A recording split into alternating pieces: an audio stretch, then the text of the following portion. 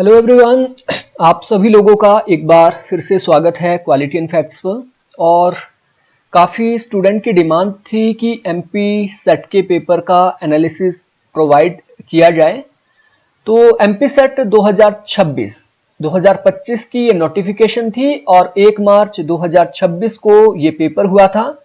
तो complete paper political science का हम यहाँ पे डिस्कस करने वाले हैं और यहाँ पे देखने वाले हैं कि किस लेवल का ये क्वेश्चन पेपर था और ऑफिशियल आंसर की के तहत हम इसका डिस्कशन करेंगे और कहीं पे अगर ऑब्जेक्शनेबल आंसर की हो उसको भी हम यहाँ पे साथ ही साथ देखने की कोशिश करेंगे। तो आप लास्ट तक बने रहें, डेफिनेटली आपको ये लेक्चर यूजफुल आपके लिए रहेगा। सबसे पहला प्रश्न है, निम्नलिखित में से कौन सा एक कौटिल्य के राज्य के सप्तांग सिद्धांत का तत्व नहीं है? तो सप्तांग सिद्धांत दिया है, स्वामी अमात्य जनपद है, अरिमित्र नहीं है, राज्य का अंग। तो ऑप्शन डी इसका राइट आंसर होगा। पंडिता रमाबाई ने निम्नलिखित में से कौन सी पुस्तक लिखी है? The high cast Hindu women. The high cast Hindu women ये पंडिता रमाबाई की किताब है। और हम लोग जो डिटेल में वन लाइनर को अभी स्टडी कर रहे हैं उसके अंदर लगभग सारे प्रश्न हमने कवर करने की कोशिश की है। सोसाइटी एंड स्टेट नामक निबंध जिसमें समाज को भारतीय सभ्यता और राज्य को ब्रिटिश के साथ जोड़कर देखा गया है, ये किसने लिखा? ये एक निबंध है, ये निबंध है रविंद्रनाथ टैगोर का। हालांकि ये स्वदेशी नाम से लिखा गया था और बंगाली में लिखा गया था, बाद में इसका अनुवाद हुआ है सोसाइटी एंड स्टेट नाम से। तो ये रविंद्रनाथ टैगोर से जुड़ा हुआ है। अगला प्रश्न, किसने कहा था कि स्वराज भारतीयों का जन्मसिद्ध अधिकार है? Bal Gangadhar Tilak. Option C is right answer. Swaraj मेरा जन्मसिद्ध अधिकार है और इसे मैं लेके रहूंगा। राजा को भगवान ने अपनी छवि के रूप में समाज में व्यवस्था बनाने के लिए भेजा है, यह कथन किसका है? देखिए यहां पे देवीय सिद्धांत आ जाता है। हम शुक्र को देखते हैं और व्यास को देखते हैं, हालांकि देवीय सिद्धांत के साथ जुड़े हैं लेकिन छवि की बात नहीं करते हैं, ये प्रतिनिधि की बात करते हैं। तो राजा को ईश्वर की छवि माना है बृहस्पति ने जबकि मनु ने प्रतिनिधि माना था। ठीक है, तो ऑप्शन ए इसका राइट आंसर है। अगला प्रश्न, निम्नलिखित में से किसने तर्क दिया कि मार्क्स के पास राष्ट्रवाद के सिद्धांत का अभाव था जो उसे अकेले ही राष्ट्रीय स्थितियों में अंतर देखने में सक्षम बनाता है? तो जब हम कम्युनिज्म की बात करते हैं या सोशलिज्म की बात करते हैं तो सोशलिज्म का भारतीय संस्करण प्रस्तुत किया है डॉक्टर राम मनोहर लोहिया ने। और लोहिया ने कहा कि जो वेस्टर्न समाजवाद है वो इंडिया पे लागू नहीं होगा क्योंकि यहां पे राष्ट्रीय मूवमेंट इंपॉर्टेंट है, भारत में राष्ट्रवाद इंपॉर्टेंट है। तो ऑप्शन बी इसका राइट आंसर होगा। पेरियार ईवी रामास्वामी नायकर के बारे में निम्नलिखित में से क्या सही नहीं है? Which is not correct about Ramaswamy. DMK का गठन, बिल्कुल डीएमके का गठन पेरियार ईवी रामास्वामी ने किया है जस्टिस पार्टी के बाद। ठीक है, तो जस्टिस पार्टी के भी अध्यक्ष बने, ये बात भी सही है। आत्मसम्मान आंदोलन 1925 में शुरू किया, ये बात भी सही है, लेकिन स्वराज पार्टी का गठन इन्होंने नहीं किया है। तो प्रश्न पूछा जा सकता है किसने किया? ये किया है चित्तरंजन दास और मोतीलाल नेहरू, जवाहरलाल नेहरू के पिता, विट्ठल भाई पटेल जैसे लोग इसमें जुड़े थे। तो ऑप्शन डी इसका राइट आंसर होगा। इसका गठन पेरियार ने नहीं किया था। गांधी जी के विचारों का उनके प्रेरणा स्रोतों के साथ मिलान कीजिए। गांधी जी के विचार और इन्होंने ये विचार कहां से अडॉप्ट किए हैं, किस पुस्तक से इन्होंने ये विचार लिए हैं, वो हमने मैच करने हैं।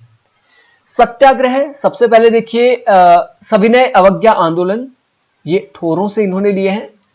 पिछले 2-3 दिन पहले ही हमने गांधी के वन लाइनर अपलोड किए हैं, उसमें सारी चीजें आपको ये मिल जाएगी। सत्याग्रह का विचार डेविड थोरो से लिया है, सविनय अवज्ञा। सिविल डिसोबीडियंस का मूवमेंट जो उन्होंने चलाया था वो डेविड थोरो से प्रभावित होकर चलाया था। सत्याग्रह, सरमन ऑफ द माउंट, शारीरिक श्रम का सिद्धांत, शारीरिक श्रम का सिद्धांत लियो टॉल्स्टॉय की किताब है अनटू दिस लास्ट, और अपरिग्रह यानी नॉन पोजेशन का सिद्धांत उन्होंने लिया है उपनिषदों से। तो इसका राइट आंसर ऑप्शन बी ही होगा, option B is right answer. Abhinav Bharat नामक राजनीतिक समूह का गठन किसने किया? अभिनव भारत, ये वीडी सावरकर ने किया। और ये भी मैं आपको कह रहा हूं डेफिनेटली एक भी प्रश्न यहां से नहीं छूट रहा है जो हमने अभी कवर किए हैं लेटेस्ट, तो आप उसको जरूर देख ले। अगर आपने भविष्य के लिए आप तैयारी कर रहे हैं तो लगभग सारे प्रश्न, और ये भी प्रश्न पूछा जा सकता है कि अभिनव भारत का आधुनिक नाम क्या है, या फिर अभिनव भारत का नाम बदल के क्या रखा गया था, तो वो सारी चीजें हमने उसमें कवर की है। आप वीडी सावरकर वाला लेक्चर भी देख सकते हैं। डेक्कन एजुकेशन सोसाइटी के संस्थापक कौन थे? तो डेक्कन एजुकेशन, जब हम बाल गंगाधर तिलक को पढ़ रहे थे तो हमने वहां पे देखा था कि बाल गंगाधर तिलक इंडियन एजुकेशन के साथ वेस्टर्न एजुकेशन को भी बढ़ावा दे रहे थे। तो डेक्कन एजुकेशन सोसाइटी किसने बनाई है? बाल गंगाधर तिलक ने। यहां पे इंडियन और वेस्टर्न दोनों प्रकार की एजुकेशन दी जाती थी। अगला प्रश्न, निम्नलिखित में से कौन सा एक आमंड की राजनीतिक संस्कृति का वर्गीकरण नहीं है? तो आमंड ने 3 प्रकार की संस्कृति बताई थी। सबसे घटिया प्रकार की जो संस्कृति, सबसे निम्नतर प्रकार की जो संस्कृति होती है उसे कहा जाता है पैरोकियल पॉलिटिकल कल्चर, जिसमें लोग बस वोट देने तक ही सीमित रहते हैं। उसके बाद थोड़ा सा उन्नत समाज होता है, वहां पे सब्जेक्टिव होती है, सब्जेक्टिव जैसे कि इंग्लैंड में होती है, प्रजा की तरह देखा जाता है। और सबसे उच्चतम जो होती है वो पार्टिसिपेटरी होती है। तो यहां पे मैच्योर का कोई मतलब नहीं है, डेवलप्ड का कोई मतलब नहीं है, लो का कोई मतलब नहीं है, पैरोकियल, उसके बाद आता है सब्जेक्टिव, फिर आएगा आपका पार्टिसिपेटरी। तो यहां पे केवल ऑप्शन बी राइट आंसर होगा, संकीर्ण राजनीतिक संस्कृति। संकीर्ण, अगली है प्रजाभावी, और तीसरी है प्रजातांत्रिक या सहभागी आप कहेंगे इसको। पिनॉक और स्मिथ ने अपनी पुस्तक पॉलिटिकल साइंस एंड इंट्रोडक्शन में संविधानवाद के 4 तत्वों का उल्लेख किया है, इनमें से कौन सा नहीं है? 4 तत्वों का उल्लेख किया गया है, इनमें से एक कौन सा नहीं है?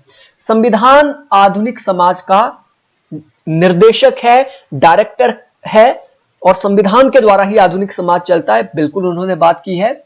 संविधान साध्यमूलक अवधारणा है, यानी संविधान का पालन करवाना अपने आप में एक प्रकार का एंड है। अगर संविधान का पालन होगा तो सोसाइटी सही डायरेक्शन में चलेगी, बात सही है। संविधान एक सहभागी धारणा है, शेयर कॉन्सेप्ट है, जिसमें सभी संस्कृतियों को, सभी प्रकार के समाजों को साथ लेके चला जाता है। संविधान अपरिहार्य संस्थाओं के लिए अभिव्यक्ति के रूप में, ऐसी बात उन्होंने नहीं की है, एसेंशियल इंस्टीट्यूशन नहीं है, ठीक है। संविधान अपरिहार्य संस्थाओं की अभिव्यक्ति के रूप में नहीं है।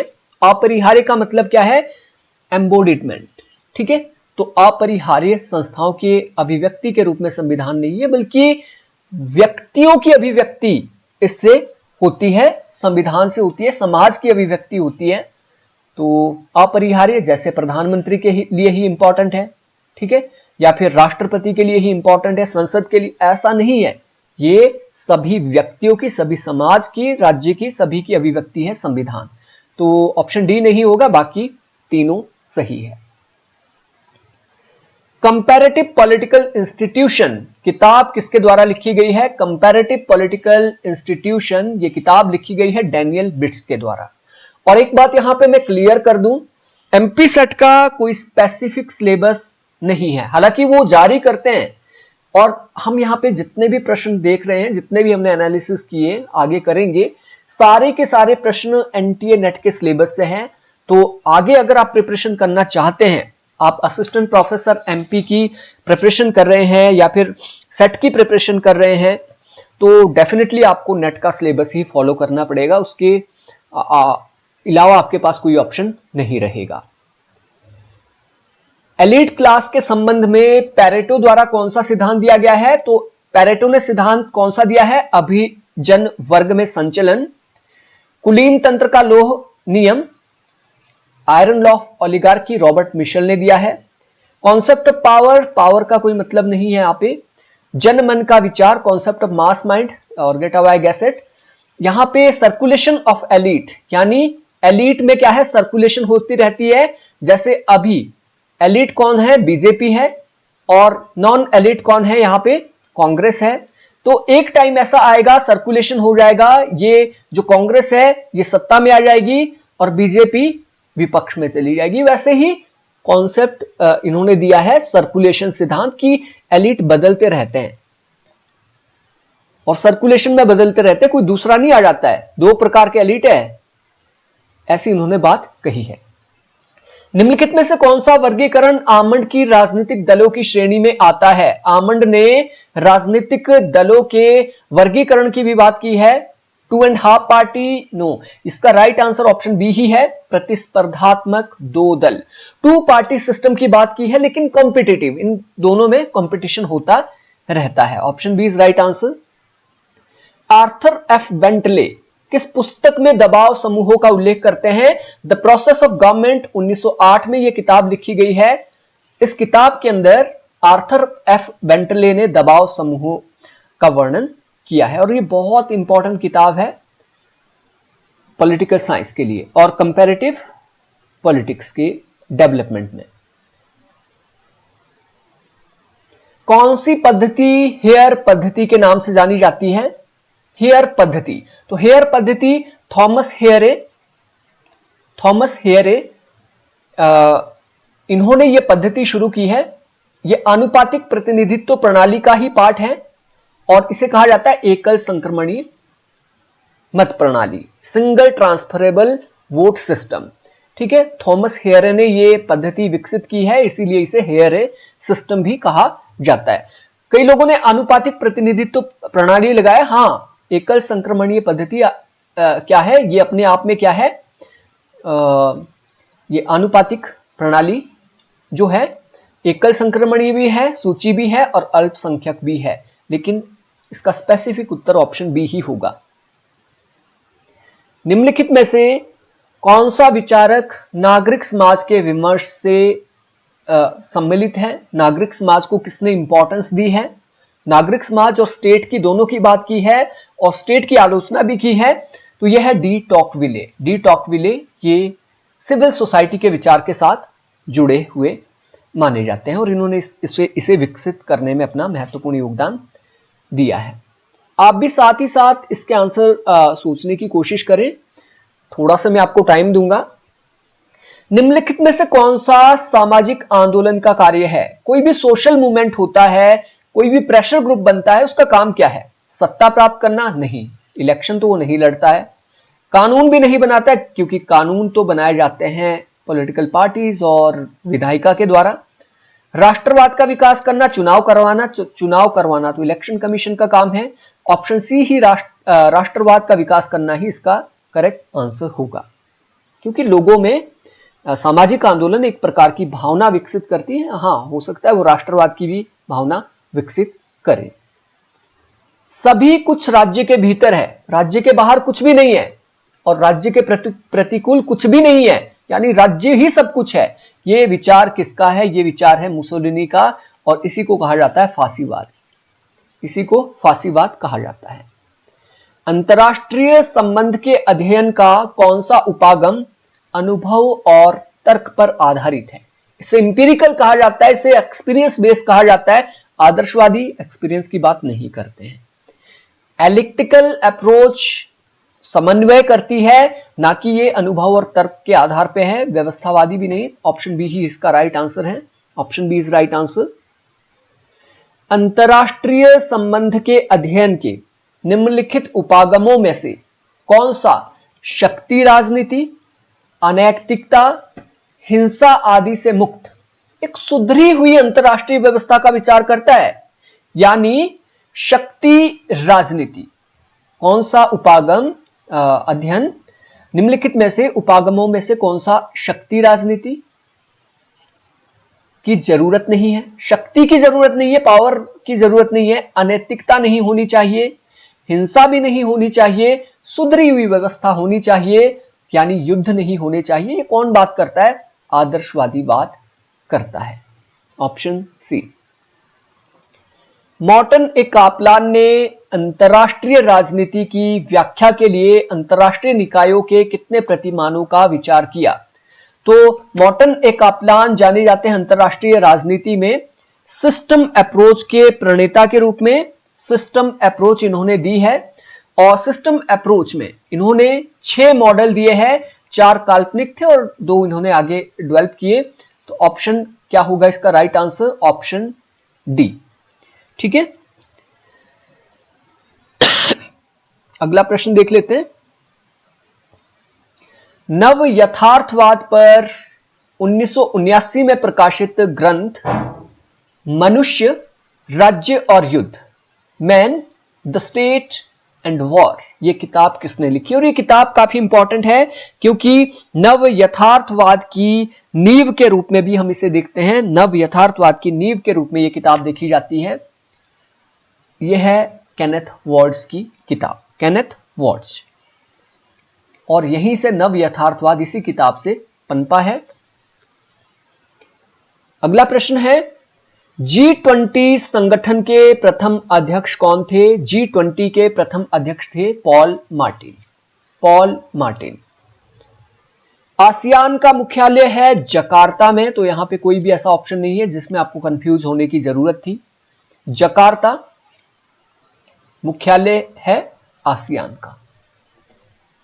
अगला प्रश्न, 1992 की मास्ट्रिस्ट संधि निम्नलिखित में से किस संगठन के साथ जुड़ी है? तो मास्ट्रिस्ट ट्रीटी 1992, ईयू का गठन यहां पे हुआ है, यूरोपीय संघ का गठन हुआ है, नामकरण आप कह लीजिए, नाम चेंज हुआ और आज तक यूरोपीय संघ ही इसका नाम है। Option C. सुरक्षा परिषद के अस्थायी सदस्यों में से अफ्रीकी एशियाई देशों में से कितने सदस्य होते हैं? अस्थायी सदस्यों की बात की जा रही है। 10 अस्थायी सदस्यों में से 3 + 2 5 सदस्य होते हैं। कहां से? एशिया से और अफ्रीका से। टोटल 5 मेंबर्स अस्थायी सदस्य। अंतरराष्ट्रीय न्यायालय के न्यायाधीश कितने वर्षों के लिए चुने जाते हैं? इंटरनेशनल जो कोर्ट होता है, कोर्ट ऑफ जस्टिस, ICJ, 9 वर्षों के लिए चुने जाते हैं। 9 सालों का कार्यकाल होता है। जैसे दलवीर भंडारी हमारे यहां से हैं, 9 सालों के लिए दूसरी बार वो चुने गए। बेनेगल जो हमारे जस्टिस थे वो भी चुने गए थे। तो कई बार ये भी पूछा जाता है कि कौन कौन अभी तक अंतरराष्ट्रीय न्यायालय के चीफ जस्टिस रहे हैं, ICJ के चीफ जस्टिस हमारे इंडिया से रहे हैं। ठीक है, अगला प्रश्न, पर्यावरण के संबंध में निम्नलिखित में से किसको agenda 21 green paths to the future के नाम से जाना जाता है? तो एजेंडा 21 अपने आप में ही क्लियर है, COP 21 कहा जाता है, कॉन्फ्रेंस ऑफ पार्टी 21, पेरिस, ये रियो घोषणा है, रियो घोषणा। ठीक है, रियो डी जेनेरियो में यह घोषणा हुई है, एजेंडा 21, बिल्कुल सी इसका राइट आंसर होगा।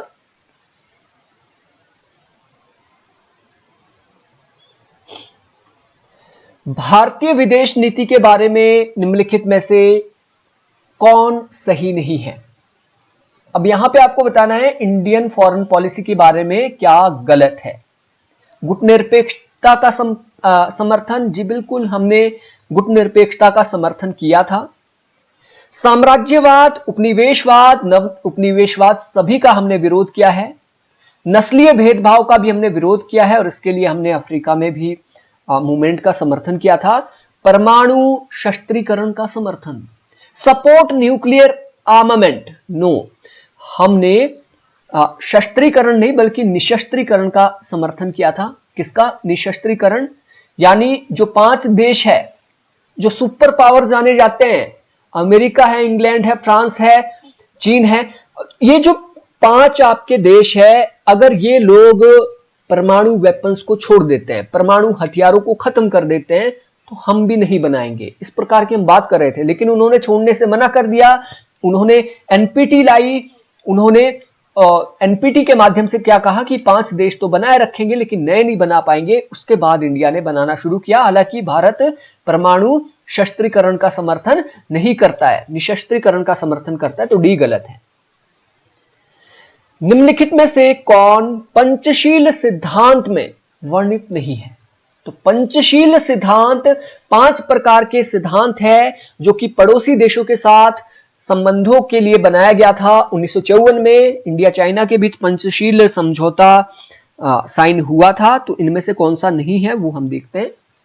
एक दूसरे की भू क्षेत्रीय अखंडता तथा प्रभुसत्ता का पारस्परिक सम्मान, जी बिल्कुल ये है, क्योंकि इंडिया चाइना की भू क्षेत्रीय अखंडता को नहीं खराब करेगा, ना चाइना हमारा, वैसे ही पूरे पड़ोसियों के साथ। अनाक्रमण यानी एक दूसरे के खिलाफ हम आक्रमण नहीं करेंगे।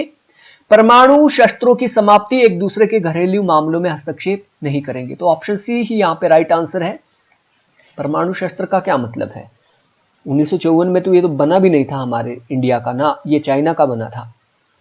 1962 के आसपास या 64 के आसपास चाइना ने परमाणु वेपन बनाया था।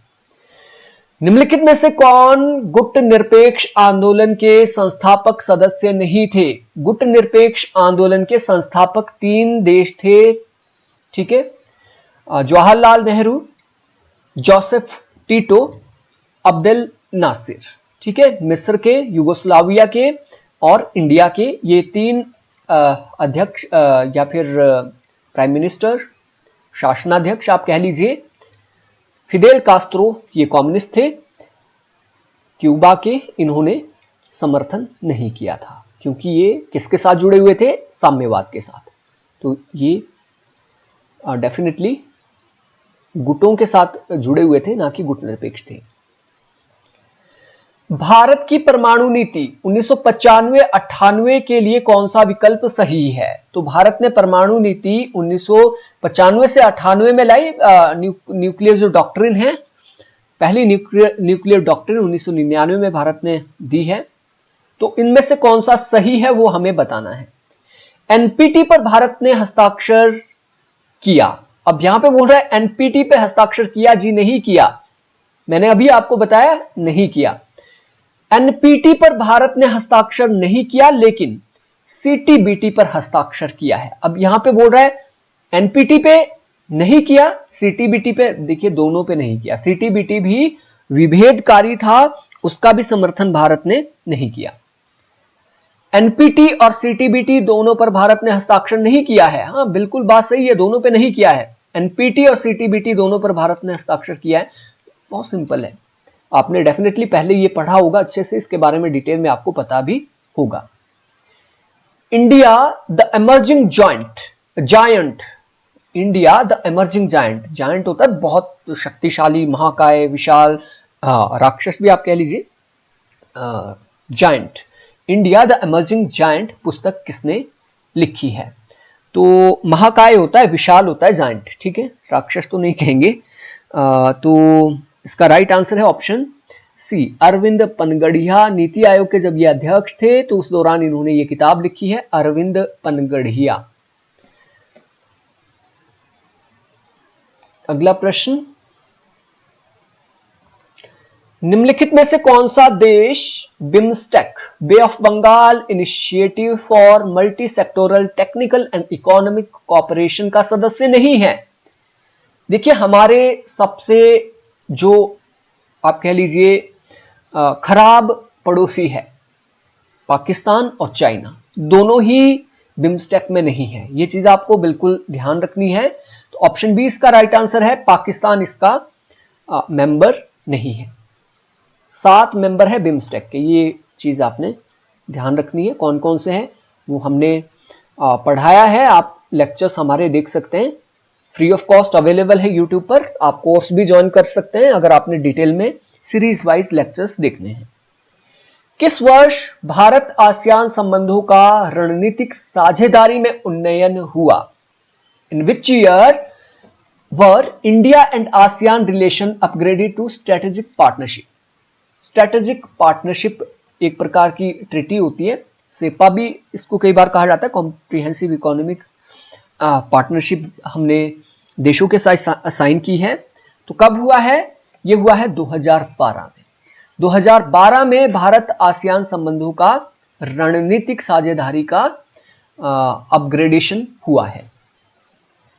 निम्नलिखित में से कौन सा देश 2010 में ब्रिक में सम्मिलित हुआ? तो ब्रिक की बात हो रही है, ब्रिक से ब्रिक्स बना, एस इसमें इंक्लूड हुआ, तो दक्षिण अफ्रीका। इतना इजी ये प्रश्न आ गया था, और सारे प्रश्न यहां पे बहुत इजी प्रश्न है। अभी तक मुझे मॉडरेट टाइप का प्रश्न भी देखने को नहीं मिला है, तो इसकी मेरिट भी थोड़ी सी ऊपर जाने की उम्मीद है। एमनेस्टी इंटरनेशनल क्या है? एमनेस्टी इंटरनेशनल विश्व की सबसे बड़ी एनजीओ है, संस्था है। यह गैर सरकारी संगठन है जो अंतरराष्ट्रीय मानवाधिकारों की बात करता है। यह कोई आतंकी संगठन नहीं है, भारत का मानवाधिकार संगठन नहीं है, बल्कि ये गैर सरकारी संगठन है। ये एनजीओ है जो मानवाधिकारों की बात करता है। इसका मुख्यालय कहां है आप देख लीजिए, अगर आपको नहीं पता है, और आप मेरे नोट्स से इनको देख सकते हैं। लगभग सभी प्रश्नों के उत्तर आपको मिल जाएंगे। एजेंडा 21 निम्नलिखित में से किससे संबंधित है? एक बार फिर एजेंडा 21 से प्रश्न आ गया। कॉप 21 किससे रिलेटेड है? पर्यावरण से। अभी ये प्रश्न आया था और दोबारा से यहां पे प्रश्न पूछ लिया गया है। निम्नलिखित में से गलत युग्म का चयन करें। अनुच्छेदों से रिलेटेड है। इंडियन कॉन्स्टिट्यूशन के जो अनुच्छेद है वो आपको गलत बताना है। देखते हैं। अनुच्छेद 77 भारत सरकार के कार्य का संचालन, बिल्कुल सही बात है। Conduct of business of the government of India की बात इसमें बात की गई है। आर्टिकल 368 सभी को पता है, अमेंडमेंट से रिलेटेड है, संविधान संशोधन करने की शक्ति। अनुच्छेद 51 राज्याधीन नौकरियों या पदों पर नियुक्ति के संबंध में नागरिकों के लिए अवसर की समानता। तो अवसर की समानता अनुच्छेद 16 के अंदर है, ठीक है, ना कि 51 के अंदर। यहां पे तो आपका राज्यपाल से रिलेटेड प्रावधान शुरू हो जाता है। नहीं सॉरी, यहां पे डीपीएसपी का प्रावधान है। 58 राष्ट्रपति निर्वाचित होने के लिए अर्हताएं। हाँ ये सही है, 58 सही है, क्योंकि 52 से ही बेसिकली हम देखते हैं राष्ट्रपति से रिलेटेड प्रावधान शुरू होता है। अगला प्रश्न, निम्नलिखित में से किसने वर्ष 1925 में प्रस्तावित कॉमनवेल्थ ऑफ इंडिया बिल के अंतर्गत 7 मौलिक अधिकारों का मसौदा तैयार किया था कि इंडिया के लोगों को 7 प्रकार के मौलिक अधिकार दिए जाने चाहिए? यह मसौदा किसने तैयार किया था? यह किया था थियोसॉफिकल सोसाइटी की जो प्रमुख थी, Annie Besant. Option B is right answer. 1925 में बिल कौन सा था? Commonwealth of India bill, Annie Besant. 7 प्रकार के मौलिक अधिकारों का मसौदा तैयार किया गया था। तो जब हमारा कॉन्स्टिट्यूशन लागू हुआ तो उसमें 7 प्रकार के मौलिक अधिकार दिए गए थे। हालांकि अभी 6 हैं, संपत्ति हटा दिया गया है। संविधान सभा से संबंधित सत्य कथनों का चयन करें। संविधान सभा से रिलेटेड सत्य कथन कौन सा है? देख लीजिए अच्छे से प्रश्न, उतना टफ नहीं है क्योंकि पहले कई बार यह प्रश्न पूछा गया है। स्वतंत्रता पूर्व केंद्रीय विधायिका के 2 सदन थे, विधानसभा और राज्य परिषद। 1935 का एक्ट आप याद कीजिए। आई थिंक कूट में ये प्रश्न है। यस, ये कूट में प्रश्न है, तो हम लोगों को ध्यान से देखना पड़ेगा इसको। और यहां पे पूछा है सही क्या है? सही क्या है? हाँ ये बात सही है। 1935 का जो एक्ट है उसके अंदर 2 प्रकार के सदनों की बात की गई थी, एक को विधानसभा और दूसरे को राज्य परिषद कहा जाता था। संविधान सभा का गठन इन दोनों सदनों के स्थान पर किया गया। इन दोनों सदनों को खत्म करके क्या संविधान सभा बनाई गई? इन दोनों को खत्म करके क्या संविधान सभा बनाई गई? जी बिल्कुल। इस अधिनियम के अंतर्गत ये जो दोनों बनाई गई थी, विधान सभा और राज्य परिषद, इन दोनों को मिला के हमारी संविधान सभा बनी थी। संविधान बहस के कुल 11 सत्र हुए, ये बात गलत है। संवैधानिक बहस के सत्र, संविधान संवैधानिक बहस के सत्र 17 नवंबर 1947 से 24 दिसंबर 1949 तक हुए। 24 दिसंबर 1949, ये डेट आपने थोड़ी सी ध्यान रखना है। 24 दिसंबर 1949। डॉक्टर राजेंद्र प्रसाद संविधान सभा की प्रारूप समिति के अध्यक्ष थे। तो हम लोगों को प्रारूप समिति के बारे में अच्छे से पता है। प्रारूप समिति सबसे इंपॉर्टेंट समिति मानी जाती थी, ड्राफ्टिंग कमेटी। तो इसके अध्यक्ष कौन थे? इसके अध्यक्ष थे डॉक्टर BR अंबेडकर। तो 5 गलत होना चाहिए इसमें, जहां पे 5 है वो गलत है, 5 यहां भी है, 5 यहां भी है। तो ये तो हमारे रूल आउट हो गए, गलत हो गए। लेकिन हम लोगों को एक चीज पता थी, ऑप्शन ए तो बिल्कुल सही है, ए का होना कंपलसरी, ए यहां नहीं है। ऑप्शन डी इसका राइट आंसर होगा। 1 2 4 सही है। अब देख लेते हैं कौन कौन से सही है। 1 सही है, 2 सही है, 4 सही है। अब आपको अगर ये पता नहीं था कि 17 नवंबर 1947 से 24 दिसंबर 1949 तक हमारे सत्र हुए हैं, तो हमने यहां पे एक ऑप्शन 5 की वजह से, ऑप्शन 5 की वजह से और ऑप्शन 1 की वजह से, आपको यह भी अगर पता नहीं होता कि 11 सत्र हुए कि 13 हुए हैं तो भी काम चल जाता, क्योंकि हम लोगों को 2 ऑप्शन यहां पे पता थे। तो इस आधार पे ऑप्शन डी इसका राइट आंसर होगा। अगला प्रश्न है, निम्नलिखित में से सही सुमेलित युग्म का चयन करें। आर्टिकल 110 धन विधेयक की परिभाषा। और यह प्रश्न कई बार कई एग्जामिनेशन में पूछा गया है। बिल्कुल ये बात सही है। अनुच्छेद, अब देखिए, अच्छा इसको सही सुमेलित करना है हम लोगों को। हाँ, ये बिल्कुल सही है। धन विधेयक की परिभाषा हमें आर्टिकल 110 में ही मिलती है। अगला, अनुच्छेद 112 धन विधेयक के संबंध में विशेष प्रक्रिया।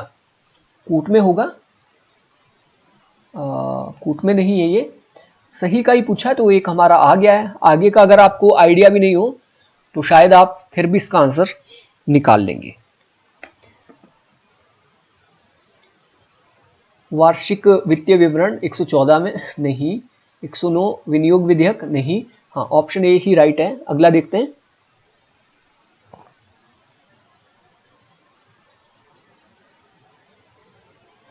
निम्नलिखित में से गलत कथन का चयन कीजिए। जो गलत है वो हमें यहां पे आइडेंटिफाई करना है।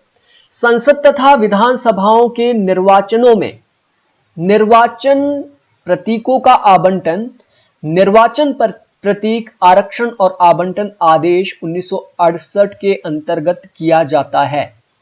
अगर 68 के तहत किया जाता है तो इनिशियली जो हमारा इलेक्शन कमीशन या फिर रिप्रेजेंटेशन एक्ट बना है 1954 का, तो वो क्यों बना? तो ये तो गलत है। और गलत ही पूछा है, हाँ गलत पूछा है। किसी राजनीतिक दल को राष्ट्रीय दल या राज्य दल का दर्जा दिए जाने का निर्णय संसद द्वारा किया जाता है? नहीं, संसद द्वारा नहीं किया जाता। फिर तो अपनी ही पार्टी को करेंगे, वो इलेक्शन कमीशन के द्वारा किया जाता है, ना कि संसद के द्वारा। तो दोनों गलत हो गए। तीसरा, संसद तथा विधानसभाओं के निर्वाचन प्रबंधन का दायित्व निर्वाचन आयोग का है। हाँ, सी तो बिल्कुल सही है। इसका राइट आंसर ऑप्शन डी है। ऑप्शन डी, ये ऑप्शन ए और बी दोनों गलत है। अगला प्रश्न, संसद के 3 अंग है, निम्नलिखित में से सही 3 अंगों का चयन करें। तो ये तो शायद छठी में जब हम पढ़ते हैं वहीं पे हम लोगों को ये पढ़ाया जाता है, 6th क्लास में। राष्ट्रपति, लोकसभा, राज्यसभा, तीनों से मिलकर बनता है आपका संसद। निम्नलिखित में से सही कथनों का चयन कीजिए। और ये कूट में है, थोड़ा सा इसको मैं जूम आउट कर देता हूं ताकि ऑप्शन भी यहां पे हमें दिखे। ओके,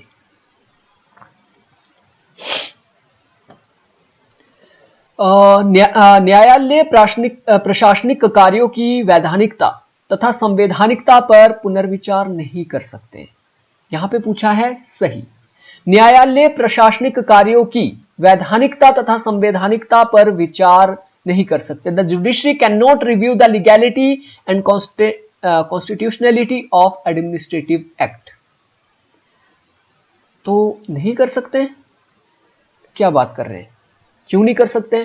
फिर तो प्रशासन कैसा हो जाएगा? अत्याचारी हो जाएगा। ऐसे कानून लाएगा जिससे मौलिक अधिकार खत्म हो जाएंगे, बिल्कुल गलत है। कर सकते हैं। न्यायालयों द्वारा जारी 6 प्रकार के समादेश रिट होते हैं। तो देखिए हमारी जो रिट है वो 5 प्रकार की होती है, ना कि 6। संविधान में केवल 5 समादेशों रिट का उल्लेख है। संविधान में केवल 5 प्रकार के रिट का उल्लेख है। एक तो गलत हो गया। दूसरा, 6 प्रकार के रिट होते हैं, न्यायालयों द्वारा जारी 6 प्रकार के रिट होते हैं। संविधान में केवल 5 रिट होते हैं। या तो ये सही होगा या फिर ये सही होगा, मतलब 2 में से एक ही सही हो सकते हैं। न्यायालयों द्वारा जारी 6 प्रकार के समादेश रिट होते हैं। The judiciary issue 6 type of writ. The constitution mention about only 5 writ. थोड़ा सा देखिए यहाँ पे क्या पूछा गया है प्रश्न, उसको हमें समझना पड़ेगा। इतना आसान भी ये प्रश्न नहीं था, तो थोड़ा ट्रिकी ये प्रश्न था। यहां पे बात की जा रही है जुडिशरी की। हाँ, ये बात सही है, जुडिशरी 6 प्रकार की रिट जारी करती है, लेकिन कॉन्स्टिट्यूशन में 5 प्रकार की रिट है। और हाई कोर्ट एक ज्यादा रिट जारी करने की पावर रखती है। हाई कोर्ट के पास ज्यादा रिट पावर होती है। तो ये बात बिल्कुल सही है, जुडिशरी 6 प्रकार की रिट जारी करती है, जबकि कॉन्स्टिट्यूशन में 5 का मेंशन है। तो 2 और 3 दोनों सही हो जाएंगे। यहां पे पहला तो गलत था हमारा। अगला, अनुच्छेद 23 न्यायालय को समादेश जारी करने का अधिकार देता है। आर्टिकल 23, आर्टिकल 23 की बात हो रही है। आर्टिकल 23 कहां से आ गया है? ये तो आर्टिकल 32 में है, तो ये तो गलत होगा। अनुच्छेद 32 के अधीन संसद किसी अन्य न्यायालय को समादेश जारी करने की शक्ति प्रदान कर सकते हैं। अनुच्छेद 32 ने कहा गया है कि संसद किसी अन्य न्यायालय को समादेश जारी करने की शक्ति दे सकते हैं। यह बात बिल्कुल सही है, और इसी वजह से 6ठे प्रकार की जो रिट है वो हाई कोर्ट जारी करते हैं। तो 2, 3, 5 सही है। 2, 3, 5 सही है। ऑप्शन ए इसका राइट आंसर होगा। अगला प्रश्न, और ये भी कूट में है, ये भी कूट में है।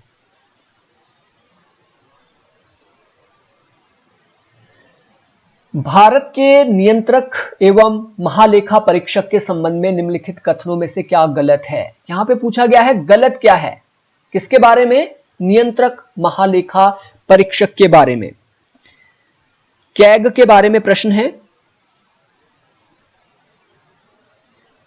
ओके। पद का गठन सरकार के कार्यकारी आदेश के द्वारा हुआ, गलत। सरकार का कार्यकारी आदेश नहीं, बल्कि आर्टिकल 148 के तहत। यानी ये क्या है? संवैधानिक पद है, ना कि किसी का मतलब एग्जीक्यूटिव ऑर्डर से नहीं हुआ, बल्कि संविधान में ही इसका प्रावधान है। तो पहला गलत होगा। अनुच्छेद 149 भारत के नियंत्रक महालेखा परीक्षक की शक्तियों के बारे में है, बिल्कुल। 48 में उसके पद की बात की गई है, 49 में उसके कार्यों की बात की गई है, शक्तियों की बात की गई है। आर्टिकल 151 संघ के लेखाओं संबंधी प्रतिवेदन राष्ट्रपति को प्रस्तुत करने के बारे में है, यह बात भी सही है। अनुच्छेद 154 राज्य के लेखाओं संबंधी प्रतिवेदन संबंधित राज्यपाल को प्रस्तुत करने की बात है, यह बात गलत है। तो 1 और 4 गलत होंगे, यहां पे 2 और 3 सही है। राष्ट्रपति द्वारा नियुक्त, राष्ट्रपति द्वारा नियुक्त, जी राष्ट्रपति ही कैग की नियुक्ति करता है, यह बात भी सही है। तो 5 हम लोगों को पता है सही है, तो ये नहीं हो सकता है। हम लोगों को यह भी पता है कि 148 में उसके नियुक्ति की बात है। तो एक गलत है, एक गलत है, ये दोनों गलत हो जाएंगे। ऑप्शन बचता है यहां पे 3 और 4, सी इसका राइट आंसर होगा। राष्ट्रीय अनुसूचित जाति आयोग का गठन किसके अंतर्गत किया जाता है? SC commission. एससी कमीशन की व्यवस्था किस आर्टिकल में है? आर्टिकल 338। निम्नलिखित युग्मों अधिनियम वर्ष में से सही का चयन कीजिए। Choose the rightly matched pair, act year among the following pair. यानी कौन सा एक्ट कब बना है वो हमें सही उसका युग्म चयन करना है। जनप्रतिनिधि अधिनियम, जनप्रतिनिधि अधिनियम 1954, या एग्जैक्ट डेट आप देख लीजिए, लेकिन 1950s में बना है जनप्रतिनिधि अधिनियम। 53 में 54 56, आप एक बार इसको क्लियर कर लीजिए प्लीज, कमेंट बॉक्स में जरूर लिखें कि कब जनप्रतिनिधि अधिनियम हमारा लागू हुआ। 62 तो नहीं है, ये बात क्लियर है। राष्ट्रीय महिला आयोग अधिनियम, राष्ट्रीय महिला आयोग अधिनियम 1991, तो ये भी सही नहीं होगा। मानवाधिकार 1991 या 93, 1993 या 1991, थोड़ा सा दिमाग से स्किप हो रहा है, आई थिंक 93 होगा। अगला, मानवाधिकार संरक्षण अधिनियम 1993, हाँ ये सही है, ऑप्शन सी ही इसका राइट आंसर होगा। Option C is right answer. Bharat की राजनीतिक अर्थव्यवस्था 1947 से लेकर 2004 तक, India's political economy since 1947 to 2004, ये किताब किसने लिखी है? किताब काफी इंपॉर्टेंट है। ये किताब लिखी है फ्रांसिस आर फ्रैंकल ने। FR फ्रैंकल की किताब है इंडियाज पॉलिटिकल इकोनॉमी 1947 टू 2004। अगला प्रश्न, 1991-92 के बजट में भारतीय अर्थव्यवस्था के उदारीकरण में निम्नलिखित में से कौन सा कारक जिम्मेदार रहा था? आखिर क्यों हमने LPG की पॉलिसी 1991 में अडॉप्ट की? भुगतान संतुलन का संकट आ गया था, यह बात बिल्कुल सही है। एक प्रकार की फाइनेंशियल इमरजेंसी की स्थिति आ गई थी। भारत का ऋण पात्रता निर्धारण निम्न होना, भारत जो लोन लेता है IMF वर्ल्ड बैंक से, वो कम ले पा रहा था क्योंकि सैप की जो रिक्वायरमेंट थी वो हम लोग फुलफिल नहीं करते थे। और सैप क्या मांग रहा था? स्ट्रक्चरल एडजस्टमेंट प्रोग्राम क्या मांग रहा था कि आपको अपने करों में कटौती करनी पड़ेगी, आपको LPG की पॉलिसी लानी पड़ेगी। हाँ, ये भी एक रिस्पॉन्सिबल कारण है LPG के लिए। सोवियत संघ का विघटन हो गया था, ये बात भी बिल्कुल सही है। 1991 में सोवियत संघ का विघटन हो गया था और सोवियत संघ हमारा सबसे बड़ा मित्र था जो हमें लोन्स देता था, हमारी आर्थिक सहायता कर रहा था। इसका विघटन हो गया था और इसका विघटन हो गया मतलब साम्यवाद, समाजवाद कमजोर पड़ गया, हमें पूंजीवाद की ओर झुकना ही पड़ रहा था। और पूंजीवाद क्या मांग करता है? LPG। ब्याज भुगतान का सकल घरेलू उत्पाद के 4% पर होना, जो ब्याज का हम देखते हैं, ब्याज का जो भुगतान है, जो हम यही तो है भुगतान का संतुलन, इसी को तो कहा जाता है भुगतान का संकट। तो 4% पर आ गया था हमारा सकल घरेलू उत्पाद। तो ऑप्शन ए इसका राइट आंसर है। ये सभी ऑप्शन यहां पे सही होंगे LPG अडॉप्ट करने के लिए। डैश संवैधानिक संशोधन द्वारा अल्पसंख्यक संस्थाओं के अतिरिक्त अन्य निजी गैर अनुदानित शैक्षणिक संस्थाओं में अन्य पिछड़ा वर्ग हेतु आरक्षण प्रदान किया गया। OBC की बात की जा रही है कि OBC के लिए आरक्षण प्रदान किया गया। वो कौन सा संवैधानिक संशोधन था? यह था 93rd कॉन्स्टिट्यूशनल अमेंडमेंट, जिसमें OBC को शैक्षणिक आरक्षण दिया गया। स्वतंत्रता प्राप्ति के पश्चात प्रारंभ में प्रायः सभी किसान आंदोलनों का नेतृत्व साधन संपन्न किसानों के हाथ में था। लॉयड एवं सुसेन रुडोल्फ ने उन्हें डैश कहा।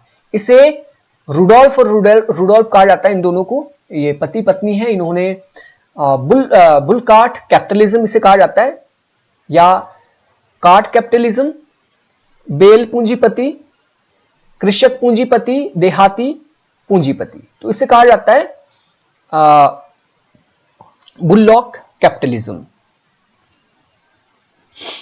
तो ऑप्शन क्या है? बी, बुल्लॉक कैपिटलिज्म, बैल पूंजीपति। क्यों कहा जाता है? ये चीज भी इंपॉर्टेंट है, क्योंकि हालांकि वो हाँकते किसको है ये पूंजीपति? बैलों को हाँकते हैं, कृषि करते हैं। लेकिन कृषि करने वाले ये आम आदमी नहीं है, ये पूंजीपति लोग हैं, जागीरदार है। करते ये कृषि है लेकिन है ये जागीरदार, बड़े बड़े भूपति है, इसीलिए इसे कहा गया बुललॉक कैपिटलिज्म, बैल पूंजीपति। अगला, निम्नलिखित में से किस नारी आंदोलन का संबंध बुनियादी आजीविका संबंधी मुद्दों से है, ना कि राजनीतिक निर्माण से? नारीवादी आंदोलन है लेकिन ये चाहता क्या है? ये नारी की आजीविका से संबंधित है कि नारियों को आजीविका मिलनी चाहिए, रोजगार मिलना चाहिए। ये पॉलिटिकल मूवमेंट नहीं है। तो ये कौन सा नारीवादी आंदोलन है? उत्तर प्रदेश के पहाड़ी क्षेत्र में चिपको महिला आंदोलन। पहाड़ी क्षेत्र उत्तर प्रदेश का था लेकिन अभी ये उत्तर प्रदेश में नहीं है, आप सभी लोगों को पता है, उत्तराखंड बन गया है अभी। ओके, महाराष्ट्र के ठाणे जिले में वसाई विरार महिला आंदोलन, दोनों ए और बी, और इनमें से कौन सा? कोई भी नहीं। चिपको आंदोलन जो था वो पेड़ों को काटने से बचाने के लिए था, क्योंकि पेड़ों से आजीविका मिलती थी। किसको? लोकल लोगों को। लेकिन ये महिलावादी आंदोलन है क्योंकि महिलाएं पेड़ों से चिपक गई थी। ये बात बिल्कुल सही है, इस बात को हम नजरअंदाज नहीं कर सकते हैं। ये इकोनॉमी से जुड़ा हुआ है।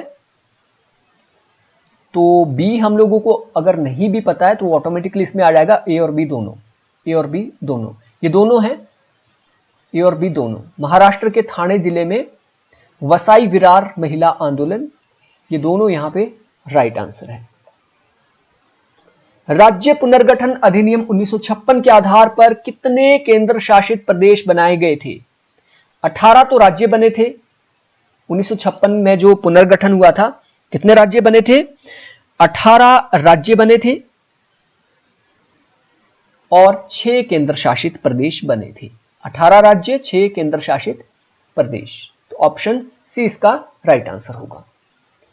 किस संवैधानिक संशोधन अधिनियम द्वारा लोकसभा एवं विधानसभा चुनाव हेतु मतदाता की उम्र 18 से घटा के 21 से घटा के 18 की गई थी? 61st कॉन्स्टिट्यूशनल अमेंडमेंट कब हुआ था? राजीव गांधी के टाइम पे। निम्नलिखित में से कौन सी पुस्तक रजनी कोठारी द्वारा लिखी गई है? पॉलिटिक्स इन इंडिया, बिल्कुल, भारत में राजनीति, ये किताब लिखी है रजनी कोठारी ने। अगला प्रश्न, स्वतंत्रता आंदोलन में कौन से किसान आंदोलन की महत्वपूर्ण भूमिका मानी जाती है? स्वतंत्रता आंदोलन की बात की जा रही है और वो कौन सा किसान आंदोलन था जो महत्वपूर्ण माना गया, जिसने अपना महत्वपूर्ण कंट्रीब्यूशन दिया? ओके, तो एक तो महात्मा गांधी का चंपारण आंदोलन, ये सही है। दूसरा बारदोली आंदोलन जिसका पटेल ने नेतृत्व किया था। सविनय अवज्ञा आंदोलन, ये किसान आंदोलन नहीं है, सब स्वतंत्रता भी नहीं, ये दोनों किसान आंदोलन है। 1 और 2 सही है। निम्नलिखित में से कौन सा भारत में मतदान व्यवहार को प्रभावित करने वाला कारक है? किसके द्वारा मतदान व्यवहार? कुछ लोग जाति के आधार पर दे देते हैं, कुछ क्षेत्र के आधार पे, कुछ धर्म के आधार पे, कुछ दल के आधार पे, कुछ नेतृत्व की छवि के आधार पे, कुछ मीडिया से प्रभावित हो जाते हैं, कुछ धन से हो जाते हैं, कुछ बाहुबल से प्रभावित हो जाते हैं। सभी प्रभावित करते हैं मत व्यवहार को। ऑप्शन डी इसका राइट आंसर है। लोक प्रशासन के कार्य क्षेत्र के संबंध में पोस्ट कॉर्प का सिद्धांत किसने दिया? POSDCORB, planning, organizing, staffing, directing, coordinating, reporting, budgeting.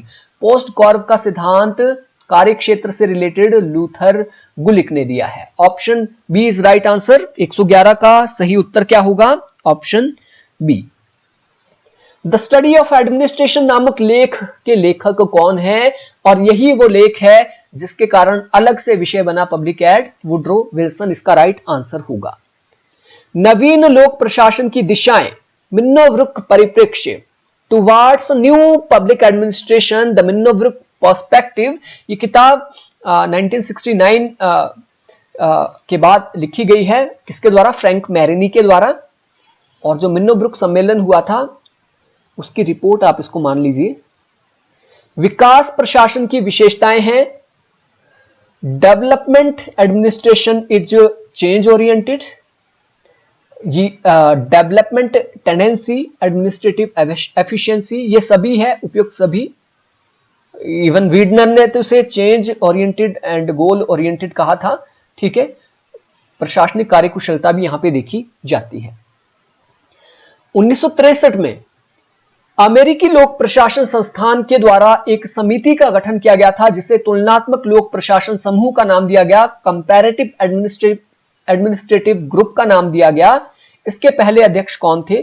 तो 1963 में बना है कैग, इसे कहा गया कंपैरेटिव एडमिनिस्ट्रेटिव ग्रुप। 1963 में बना था FW रिग्स, फ्रेड रिग्स इसके अध्यक्ष बने थे और काफी टाइम तक ये अध्यक्ष रहे थे, 10 साल से भी ज्यादा। वैज्ञानिक प्रबंध सिद्धांत का जनक कौन है? Scientific management theory is given by FW Taylor. Bureaucracy शब्द का सर्वप्रथम प्रयोग किया था विंसेंट डी गोर्ने ने। यह भी पूछा जा सकता है कब किया गया था, तो इस चीज को आपने क्लियर कर लेना है, वन लाइनर नोट्स में सब कुछ अवेलेबल है। हार्थोन प्रयोग जुड़ा है मानव संबंध सिद्धांत से, प्रश्न पूछा जाएगा किसने ये दिया था? एल्टन मेयो ने। एल्टन मेयो मानव संबंध सिद्धांत या हार्थन प्रयोग के साथ जुड़े हुए हैं। अभिप्रेरणा का सिद्धांत एक्स तथा वाई सिद्धांत किसने दिया? एक्स सिद्धांत दिया है मैग्रेगर ने। वाई सिद्धांत, एक्स सिद्धांत के अनुसार मनुष्य दुष्ट होते हैं, काम नहीं करना चाहते हैं। वाई सिद्धांत के अनुसार मनुष्य अच्छे होते हैं। तो एक्स वाई सिद्धांत किसने दिया है? डगलस मैग्रेगर ने। संचार एक व्यक्ति से दूसरे व्यक्ति की सूचनाएं एवं समझ हस्तांतरित करने की प्रक्रिया है। ये कोटेशन किसकी है? ये कोटेशन है थियो हेमन की। किसकी कोटेशन है? थियो हेमन की। Option D is right answer. Asia और प्रशांत के लिए संयुक्त राष्ट्र आर्थिक एवं सामाजिक आयोग UNESCAP,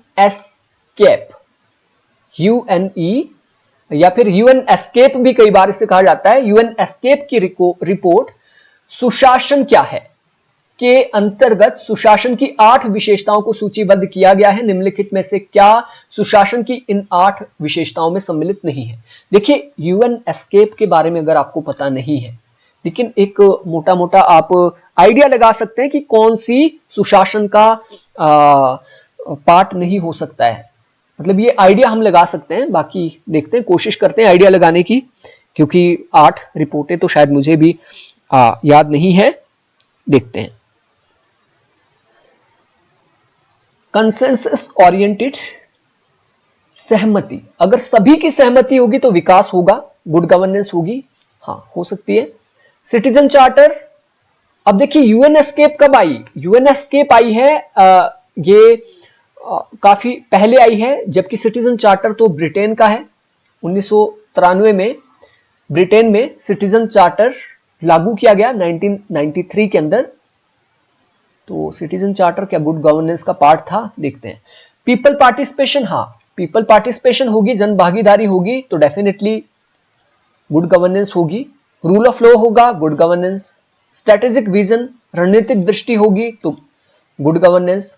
रिस्पॉन्सिवनेस होगी तो भी गुड गवर्नेंस। सिटीजन चार्टर को आप मान के चलिए, सिटीजन चार्टर इसका एक पार्ट नहीं है, ठीक है, सिटीजन चार्टर इसका पार्ट नहीं है। बाकी और भी हो सकता है क्योंकि कोर्ट में ये प्रश्न है। तो एक और दो यहां पे है, 2 और 4 को देख लेते हैं। रूल ऑफ लॉ तो इंपॉर्टेंट है। 2 और 5 में स्ट्रेटेजिक विजन है, तो स्ट्रेटेजिक विजन भी उतना ज्यादा इंपॉर्टेंट नहीं है गुड गवर्नेंस के लिए। तो 2 और 5 ऑप्शन बी इसका राइट आंसर होगा। 4 सही है क्योंकि हम लोगों को पता है कि रूल ऑफ लॉ के बिना तो गुड गवर्नेंस हो ही नहीं सकता है। तो ये एलिमिनेशन मेथड है, धीरे धीरे जितनी आप प्रैक्टिस करेंगे आपको ये समझ आना शुरू हो जाएगा। निम्नलिखित में से क्या प्रशासन पर विधायी नियंत्रण की तकनीक नहीं है? प्रशासन पर लेजिस्लेचर, संसद कैसे कंट्रोल नहीं रख सकता है? किसके माध्यम से? अधीनस्थ विधायन समिति, अधीनस्थ विधायन सबऑर्डिनेटिव लेजिस्लेटिव कमेटी जो बनती है वो कंट्रोल रखती है, तो ये तो नहीं होगा, इससे तो कंट्रोल रखा जाता है, तो ये नहीं होगा।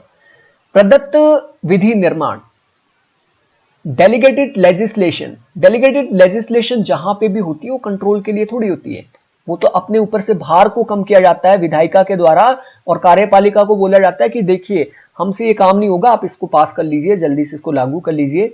तो ये इसे कंट्रोल रखने की थोड़ी है, ये तो अपने ऊपर से बोझ कम करने की है, तो ऑप्शन बी ही होना चाहिए।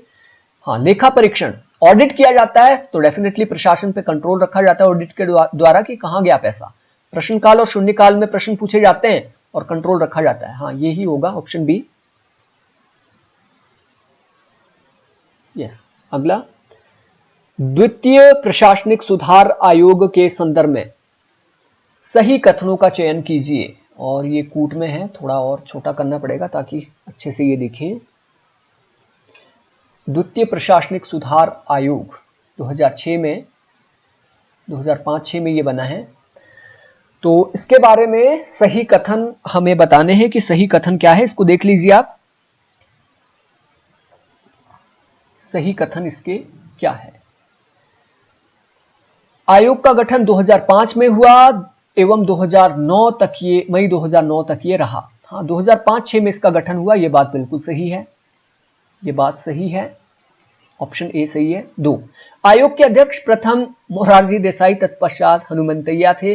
मोरारजी देसाई तो प्रथम प्रशासनिक सुधार आयोग के थे जो कि 1966 में बना था, तो ये तो गलत है। आयोग ने कुल 15 प्रतिवेदन भारत सरकार को सौंपे, और ये चीज बिल्कुल सही है, 15 प्रतिवेदन इन्होंने सौंपे थे। वीरप्पा मोइली आयोग के अध्यक्ष थे, वीरप्पा मोइली आयोग के अध्यक्ष थे जी, मोइली आयोग भी से कहा जाता है, मोइली कमीशन भी से कहा जाता है। आयोग ने कुल 5 प्रतिवेदन एवं 3 उप प्रतिवेदन, नहीं 15 दिए हैं सर, तो 1, 3 और 4 सही होंगे, ऑप्शन डी इसका राइट आंसर है।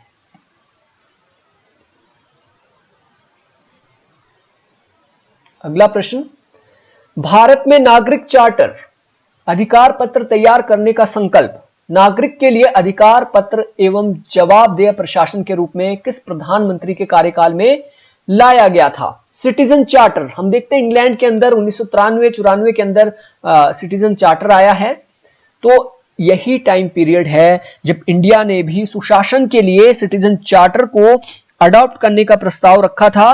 तो ये टाइम पीरियड किसका है, इंद्र कुमार गुजराल, इंद्र कुमार गुजराल, आई के गुजराल जो हमारे प्रधानमंत्री बने थे, उन्होंने इसे लागू करने की कोशिश की थी। आगे चलकर ई प्रशासन को गति देने हेतु भारत सरकार द्वारा राष्ट्रीय ई शासन योजना NEGP घोषित की गई। कब? NEGP की शुरुआत भारत के अंदर ई प्रशासन को गति देने के लिए कब शुरू की गई? ये की गई थी 18 मई 2006 को। नेशनल ई गवर्नमेंट पोर्टल इसे कहा जाता है। निम्नलिखित में से कौन सा लेखा परीक्षा का प्रकार है? लेखा परीक्षा, regulatory audit, proprietary audit, performance audit या ये सभी? लेखा परीक्षा के प्रकार इनमें से कौन से हैं? तो रेगुलेटरी ऑडिट भी होता है, प्रोप्रिएटरी ऑडिट भी होता है और परफॉर्मेंस ऑडिट भी होता है। ये सभी प्रकार के, ऑप्शन डी इसका राइट आंसर है। किस देश को ओम्बुड्समैन संस्था का प्रणेता कहा जाता है? और ये प्रश्न पूछा जाता है कि ओम्बुड्समैन सबसे पहले कहां पे शुरू हुआ और किस वर्ष शुरू हुआ? तो वर्ष भी आपके लिए इंपॉर्टेंट है, स्वीडन 1809, या आप इसकी डेट ऑनलाइनर में देख सकते हैं एग्जैक्ट। पंचायती राज संस्थाओं के संदर्भ में निम्नलिखित में से गलत तथ्य का चयन कीजिए। पंचायती राज संस्थाओं के संदर्भ में गलत तथ्य कौन सा है वो आपको बताना है। संविधान के भाग 9 पंचायत अनुच्छेद 243। अब एग्जैक्टली देखिए, अगर तो यहां पे पूछा होता एग्जैक्टली कि पंचायती राज जो संस्थाएं हैं उसका वर्णन कहां पे, 243 से लेके 243 जेड जी, हाँ जेड जी में म्युनिसिपैलिटी भी आगे वहां से शुरू हो जाती है। ठीक है, ये बात बिल्कुल सही है, भाग 9 में है और 243 में इसकी व्याख्या हमें देखने को मिलती है। 73वां संवैधानिक संशोधन अधिनियम 1994, तो 73वां संवैधानिक संशोधन 1993, 94 नहीं है, 94 में लागू हुआ, हिमाचल में लागू हुआ, कई राज्यों में पहले भी हो गया, तो ये गलत है। अनुच्छेद 243 जी 11वीं अनुसूची, हाँ 11वीं अनुसूची में है, और अनुच्छेद 243 जी ये पंचायती राज से ही रिलेटेड है। ग्राम सभा को कानूनी मान्यता इसके माध्यम से मिली, ग्राम सभा को कानूनी मान्यता इसके माध्यम से मिली, हाँ बिल्कुल मिली है, तो ऑप्शन बी ही गलत है, बाकी सभी सही है। काफी घुमा के प्रश्न ये पूछा गया था। ओके, राष्ट्रीय ग्रामीण रोजगार गारंटी अधिनियम के विषय में असत्य कथन, गलत कथन के बारे में आपको बताना है। यह अधिनियम वर्ष 2005 में अस्तित्व में आया, यह अधिनियम वर्ष 2005 में अस्तित्व में आया। उस दौरान यूपीए की सरकार थी, और यह बात बिल्कुल सही है, यूपीए की सरकार के दौरान यह अधिनियम अस्तित्व में आया है, यह तो सही है। ये ग्रामीण एवं शहरी नहीं, मनरेगा बेसिकली गांव के लिए आया था, ग्रामीण है यहां पे लिखा हुआ, अर्बन का तो बाद का है, तो शहरी कहां से आ गया, ये केवल ग्रामीण के लिए, बी तो गलत है। ग्राम पंचायत परिक्षेत्र में इस स्कीम के अंतर्गत संचालित कार्यक्रमों का सामाजिक लेखा परीक्षण ग्राम सभा करती है, हाँ ये बात सही है, तो सभी गलत नहीं है, ऑप्शन बी केवल गलत है, ए और सी सही है, तो ऑप्शन बी इसका राइट आंसर होगा। अगला प्रश्न, राष्ट्रीय खाद्य सुरक्षा अधिनियम के संबंध में सही कथन पर विचार कीजिए कि राष्ट्रीय खाद्य सुरक्षा अधिनियम, प्रश्न पूछा जा सकता है कि राष्ट्रीय खाद्य सुरक्षा अधिनियम किस वर्ष लागू किया गया था, ये किस वर्ष लागू किया गया था, ये प्रश्न पूछा जा सकता है, हमारे लिए काफी इंपॉर्टेंट है, तो आपने इसको वन लाइनर में देख लेना। यह अधिनियम वर्ष 2011 में अस्तित्व में आया। हमें यहां पे क्या बताना है, सही कथन हमें यहां पे बताना है। मे बी ये कूट में हो, इसको जूम आउट कर लेते हैं, हाँ ये कूट में है, यस। शांता कुमार समिति की रिपोर्ट आई थी 2014 में, किसके ऊपर, राष्ट्रीय खाद्य सुरक्षा अधिनियम पर, तो 2011 में तो यह अधिनियम नहीं आ सकता है अस्तित्व में, ये बात तो बिल्कुल क्लियर है, ये तो सही नहीं हो सकता है। इसने खाद्य सुरक्षा दृष्टिकोण को कल्याण आधारित दृष्टिकोण से अधिकार आधारित दृष्टिकोण में परिवर्तित किया, यानी खाद्य सुरक्षा केवल कल्याण का काम नहीं है, बल्कि यह एक प्रकार का अधिकार है, यह बात बिल्कुल सही है राष्ट्रीय खाद्य सुरक्षा अधिनियम के बारे में। अगला, यह ग्रामीण क्षेत्र की 100% जनसंख्या को खाद्यान्न उपलब्धता पर सब्सिडी प्रदान करता है, 100% के लिए नहीं, ये किसके लिए है, गरीबों के लिए, ठीक है। इसमें एपीएल और बीपीएल का कॉन्सेप्ट अडॉप्ट किया गया था, तो ये सभी के लिए नहीं है, ठीक है, ये चीज यहां पे हमें थोड़ा सा ध्यान रखनी होती है, क्योंकि सभी राशन कार्ड सभी के नहीं बने, तभी तो फर्जी राशन कार्ड या फिर अपात्र लोगों के राशन कार्डों को हटाया गया है लाखों के संख्या में। यह शहरी क्षेत्र की 50% जनसंख्या को खाद्यान्न उपलब्धता पर सब्सिडी प्रदान करता है, तो शहरी भी है इसमें, लेकिन केवल कितनी, आधी जनसंख्या। 2 और 4 इसके सही है, 2 और 4 सही है, ऑप्शन सी। किसने अपनी पुस्तक टू कॉन्सेप्ट ऑफ लिबर्टी में स्वतंत्रता की अवधारणा को सकारात्मक और नकारात्मक, पॉजिटिव और नेगेटिव बताया, यह बताया था आइजिया बर्लिन ने, आइजिया बर्लिन। निम्नलिखित में से कौन सामाजिक स्तरीकरण और पदानुक्रम को कार्यक्रम के रूप में आवश्यक और अपरिहार्य मानकर समानता पर मार्क्सवादी दृष्टिकोण का विकल्प प्रस्तुत करता है। प्रश्न देख लीजिए, who among the following present an alternative to Marxist view on equality by accepting social stratification and hierarchy as functional necessary and inevitable. Vladimir Lenin, Bakunin, Max Weber, R H. Tawney. और इसका जो राइट आंसर होगा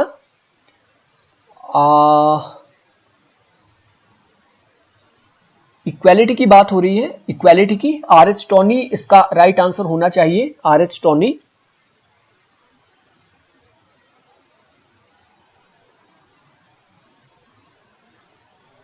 आगे के प्रश्न,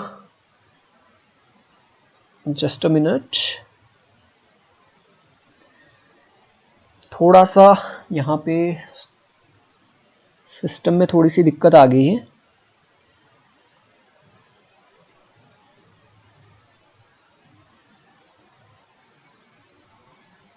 हाँ, प्रश्न को देख लेते हैं। एक न्यायपूर्ण समाज की आधारभूत संस्थाओं और संरचनाओं के निर्धारण हेतु अनभिज्ञता का पर्दा के दार्शनिक विचार को किसने प्रतिपादित किया? अनभिज्ञता मतलब वेल्स ऑफ इग्नोरेंस। तो हम लोगों को ये अच्छे से पता है, वेल्स ऑफ इग्नोरेंस जो सिद्धांत दिया है वो किसने दिया है? वो दिया है जॉन रॉल्स ने, जॉन रॉल्स ने।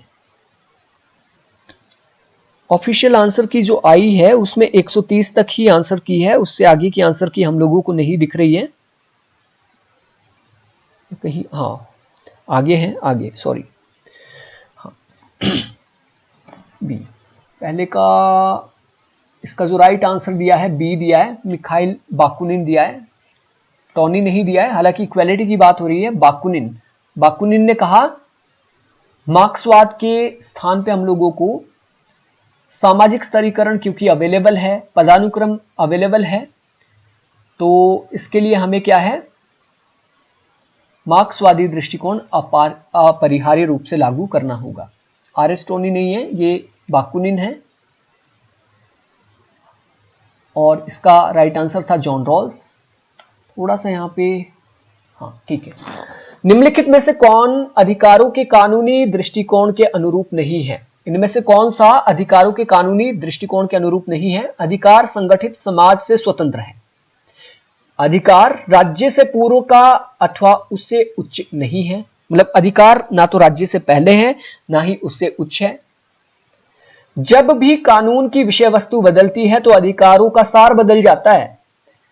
राज्य कानून के माध्यम से अधिकारों के उपयोग को प्रवर्तित करता है, और यहां पे हमें बताना है कि कौन सा कानूनी अधिकारों के अनुरूप नहीं है। देखिए कानूनी अधिकार क्या बोलता है? कानूनी अधिकार बोलता है कि जितने भी कानून रहेंगे वो एज इट इज रहेंगे, वो बदलते नहीं है। यानी जब भी कानून की विषय वस्तु बदलती है तो अधिकारों का सार बदल जाता है।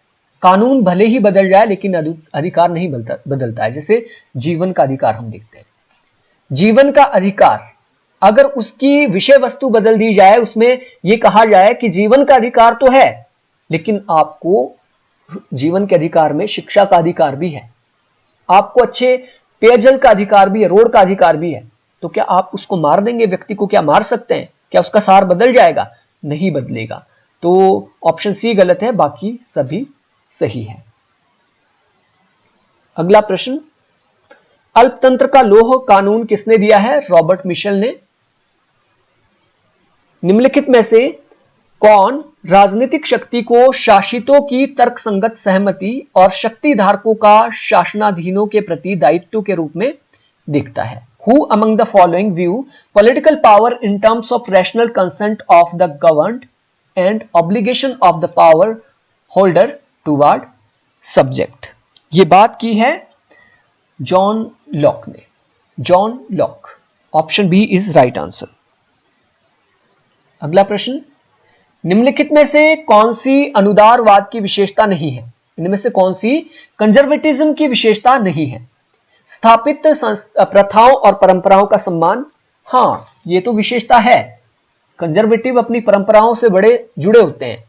व्यवहारिकता में आस्था, ये व्यवहारिकता में फेथ इन प्रैग्मेटिज्म, ये व्यवहारिकता में आस्था रखते हैं, ये बात भी बिल्कुल सही है। मानवीय उत्कृष्टता में विश्वास, बिलीफ इन ह्यूमन परफेक्शन, ये बात बिल्कुल गलत है। जो रूढ़िवादी होते हैं वो ह्यूमन परफेक्शन में बिलीव करते ही नहीं है, वो कहते हैं जो शास्त्रों में लिखा है वो बिल्कुल सही है, ये अदना सा इंसान क्या बता सकता है, जो वेदों में लिखा है वही सही है, जो धर्म में लिखा है वही सही है। ह्यूमन परफेक्शन में ये बिल्कुल भी विश्वास नहीं करते हैं, इसीलिए ये इतिहास की ही दुहाई देते रहते हैं। तो ये इसकी विशेषता नहीं है। ठीक है, समाज को सावयवी समष्टि के रूप में ये देखते हैं, हाँ ये बात सही है, ये ऑर्गेनिक स्ट्रक्चर की तरह देखते हैं समाज को। अल्पतंत्र के लोह कानून का प्रतिपादन, आई थिंक ये यहां पे प्रश्न रिपीट हुए हैं। अगला देखते हैं, मार्क्स के अनुसार मानव इतिहास का प्रथम युग निम्नलिखित में से किस पर आधारित था? कार्ल मार्क्स के अनुसार मानव इतिहास का प्रथम युग कौन सा है? आदिम साम्यवाद। उसके बाद आता है आपका कबीलाई संघर्ष, कबीलाई संघर्ष तो वैसे रखा नहीं है। उसके बाद आपका सामंतवाद आता है, फिर ट्राइबल कॉन्फ्लिक्ट तो ऑप्शन ही नहीं है उनके उसमें। हाँ, तो पहला था प्रिमिटिव कम्युनिज्म, वो बदलता है आगे दास्ता फ्यूडलिज्म में। बहुसंस्कृतिवाद की आधारभूत मांग क्या है? मल्टीकल्चरलिज्म की आधारभूत मांग क्या है? मल्टीकल्चरलिज्म क्या है? वो सभी संस्कृतियों को बढ़ावा देने की बात करता है और वो मानता है, वो क्या मानता है कि सभी को ऐसी संस्कृति मिलनी चाहिए जिसमें सभी के ऐसा सिस्टम मिलना चाहिए जिसमें सभी की संस्कृति को सम्मान मिले। तो एकल तो नहीं हो सकता है कि एक ही प्रकार की संस्कृति, समान सामाजिक अधिकार नहीं। इनकी डिमांड क्या रहती है? हम मुस्लिम हैं, हमें मुस्लिम लॉ के हिसाब से अधिकार मिले। ट्राइबल अपने लॉ के हिसाब से मांगते हैं। इसे कहा जाता है डिफरेंशिएटेड सिटीजनशिप। ये विल्किम लिका की किताब भी है। ऑप्शन सी इसका राइट आंसर होगा। विखंडन दार्शनिक तथा साहित्यिक भाषा के आलोचनात्मक विश्लेषण की एक विधि निम्नलिखित में से किस दार्शनिक के लेखक में है? तो जैक्स डेरिडा पोस्ट मॉडर्निज्म के साथ जुड़े हैं, इन्होंने डिकंस्ट्रक्शन का सिद्धांत दिया है। तो ऑप्शन इसका राइट आंसर क्या होगा? Option B. Option B is right answer. Marx के अनुसार मानव इतिहास का, अगेन ये रिपीट है, माफी चाहेंगे।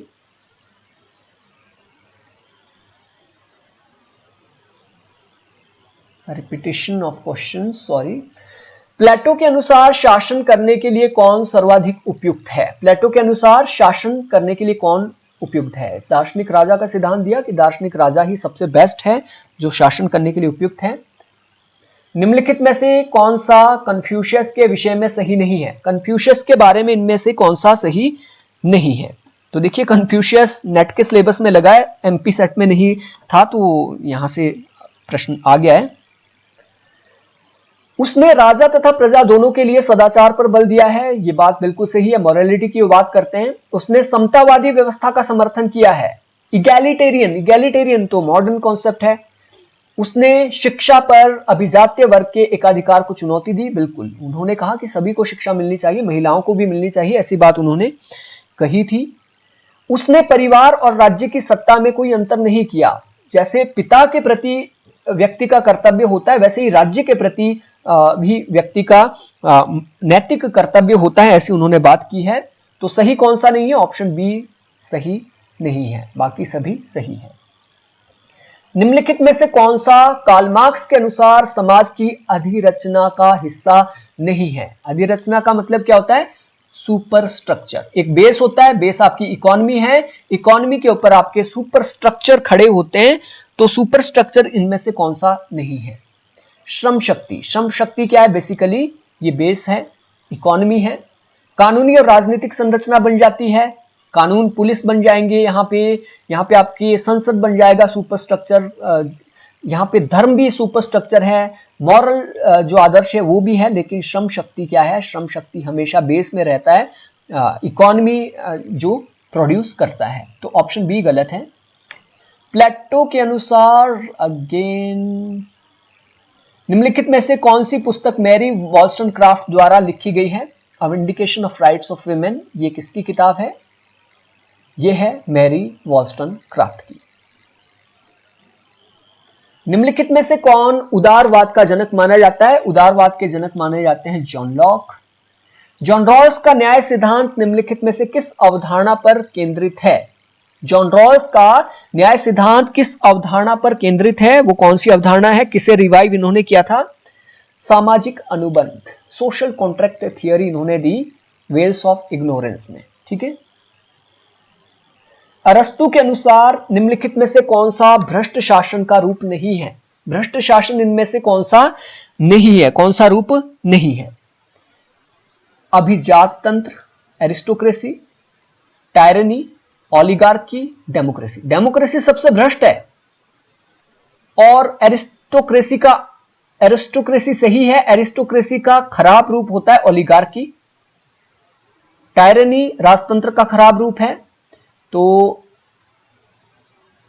अभिजात नहीं, ओलिगार्की होता है अच्छा, ओलिगार्की होता है अच्छा, और एरिस्टोक्रेसी होता है जिसमें कुछ लोग अपने स्वार्थ के लिए काम करते हैं।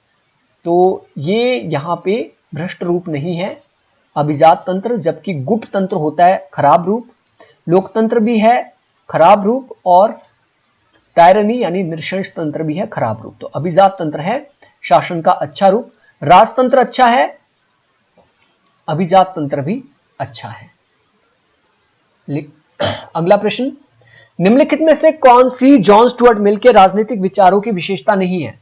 जॉन स्टुअर्ट मिल के राजनीतिक विचारों की, प्रतिनिधि शासन का समर्थन इन्होंने किया, इन्होंने किताब भी लिखी है ऑन रिप्रेजेंटेटिव गवर्नमेंट, तो इसकी इन्होंने की है, लेकिन हमें बताना है गलत। कल्याणकारी राज्य का समर्थन बिल्कुल इन्होंने किया है। स्त्रियों की पराधीनता पर प्रहार, बिल्कुल इन्होंने सब्जेक्शन ऑफ वुमेन किताब लिखी है। और अगला, अंतरात्मा की स्वतंत्रता का विरोध, तो इन्होंने दो प्रकार की स्वतंत्रता बोली, सेल्फ रिगार्डिंग, अदर रिगार्डिंग। तो सेल्फ रिगार्डिंग में बिल्कुल स्वतंत्र होना चाहिए, विरोध नहीं किया इन्होंने। ऑप्शन डी यहां पे गलत होगा। ग्रामशी के अनुसार निम्नलिखित में से कौन सा वैधता स्थापक संरचनाओं में से एक नहीं है?